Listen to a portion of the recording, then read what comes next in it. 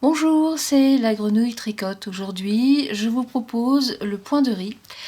C'est un des points de base que nous faisons toutes un jour ou l'autre. C'est très simple et parfois on peut avoir une petite inattention, ce qui fait que c'est un point qui devient simple et devient très compliqué à la fois, hein. Une petite erreur, ça y est, ça se voit, c'est horrible. Alors pour le réussir, il y a une astuce très simple que nous allons voir tout de suite. Sachez que c'est un point qui se fait avec toutes les aiguilles, toutes les grosseurs d'aiguilles, toutes les grosseurs de laine que vous pouvez faire pour tous les vêtements, que ce soit un pull, un gilet, un snood, des gants, des bonnets, des chaussettes. C'est le point qu'il faut absolument avoir au moins fait une fois dans sa vie. Alors le grain de riz, hein, comme on le voit, c'est une alternance de maille endroit et de maille envers, ce qui fait que vous avez ce petit relief, hein, tout simple. Alors l'avantage de ce point, c'est qu'il n'y a pas d'endroit et il n'y a pas d'envers. Voilà. Alors comme je vous le disais tout à l'heure, c'est un point super simple à faire, mais qui peut vite poser des problèmes à cause de l'inversion des rangs. Alors comme je vous le disais, c'est un point que l'on fait avec une maille endroit, une maille envers sur le premier rang, et quand on tourne, on recommence par une maille endroit et ensuite une maille envers. Non, vous voyez, je dis une bêtise, on recommence par une maille envers et ensuite une maille endroit. Et c'est là que l'erreur peut venir. Alors pour résoudre ce problème, il faut toujours simplement commencer avec, par exemple si vous commencez avec une maille endroit, et bien vous recommencez toujours avec une maille endroit. Et à ce moment-là, vous terminez aussi avec une maille envers, ce qui fait que lorsque vous allez recommencer, et bien vous recommencez sur une maille endroit. Donc le grain de riz se fait sur un multiple de 2 mailles. Donc là j'ai 2, 4, 6, 8, 10, j'en ai une en trop. Bon. Donc sur 2 mailles et sur 2 rangs. Pour vous simplifier vraiment la vie, il suffit de faire, vous rajoutez une maille, c'est-à-dire que vous allez avoir ici 11 mailles au lieu de 10, 2, 4, 6, 8, 10, 11 mailles. Alors pourquoi ça? Tout simplement parce que au moins vous allez toujours redémarrer de la même façon. Si vous commencez avec une maille endroit, on ramène la laine ici devant pour faire une maille envers, une maille endroit, une maille envers, une maille endroit, toujours avec le jeu de la laine que vous mettez ou devant ou derrière. Je me dépêche, voilà. Donc là, on est sur une maille envers. Si vous commencez avec une maille endroit, vous allez terminer avec une maille endroit. Votre premier rang est fait. Le deuxième rang, eh bien, c'est comme le premier. Plutôt que d'inverser et de recommencer avec une maille endroit, ensuite une maille envers, vous recommencez avec... Donc j'ai encore de dire une bêtise.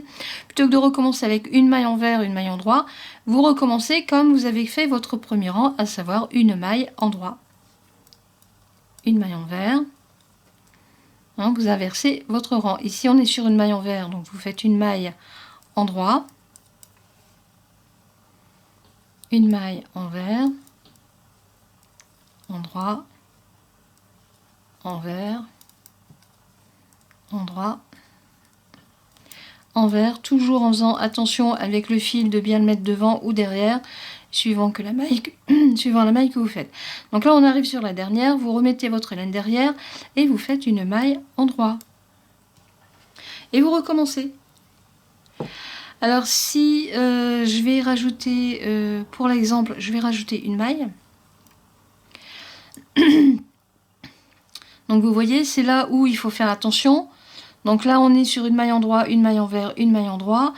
Je la diminuerai après. Vous recommencez donc endroit, envers. On recommence avec une maille endroit, envers, endroit, envers, endroit, envers, endroit, envers.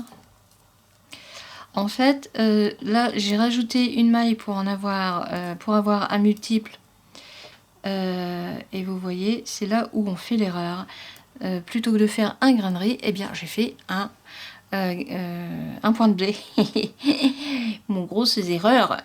Et c'est pour ça que je préfère que vous ne fassiez que des nombres impairs, c'est beaucoup plus simple. Alors en fait, mon erreur, elle est que j'ai commencé avec une maille en droit. J'aurais dû recommencer avec une maille envers. Donc on démonte. Hop, ça va aller vite. Alors, vous voyez, le grain de riz qui est super simple à faire est souvent évité justement à cause de ce petit problème. Pour les débutantes, c'est assez perturbant. Bon, moi, je vais pas dire que je l'ai fait exprès, ce serait mentir. Alors, attendez, voilà que je récupère. Voilà. Là, on est sur une maille envers. Si je veux rajouter une maille, donc envers, ah oui, j'aurais dû faire une maille endroit là. Voilà, alors je vais rajouter une maille. J'aurais dû commencer non pas par une maille endroit, mais par une maille envers. Voilà, et ici, envers, voilà.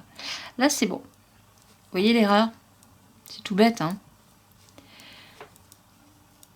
Alors au début, parfois, on s'en rend pas compte, hein, on tricote, puis d'un seul coup, on se dit, oula, faut tout démonter. Ça, c'est ennuyeux. Alors, voilà, ça c'est avec un nombre de mailles pair, hein, puisque j'ai fait mon augmentation ici. On voit le grain de riz qui se fait et vous recommencez donc avec une maille en droit. Je vais refaire un rang avec un nombre de mailles paires et ensuite je vais diminuer. Donc une maille en droit, envers. Alors c'est là où je vous dis attention, si vous faites un nombre de mailles paires, c'est là où vous risquez le plus de faire des erreurs. Comme j'ai fait tout à l'heure. Voilà. Alors on termine avec une maille en droit et une maille envers. Alors quand vous avez un nombre de mailles paires, donc là on est sur une maille en droit, vous devez recommencer non pas par une maille en droit mais par une maille envers. Si vous faites un nombre de mailles impair comme je l'avais fait au départ, je vais laisser tomber celle-là, c'est pas très grave. Il n'y a plus besoin de chercher à savoir si vous êtes à l'endroit ou à l'envers. Vous recommencez toujours votre rang par une maille endroit, envers, toujours en faisant attention avec le fil devant ou le fil derrière. Voilà. Voilà. Vous voyez, c'est vraiment super simple. Alors c'est un point que vous pouvez vraiment utiliser pour tous les tricots, que ce soit un pull, un gilet, un snood, des gants, des moufles, un bonnet, de la layette.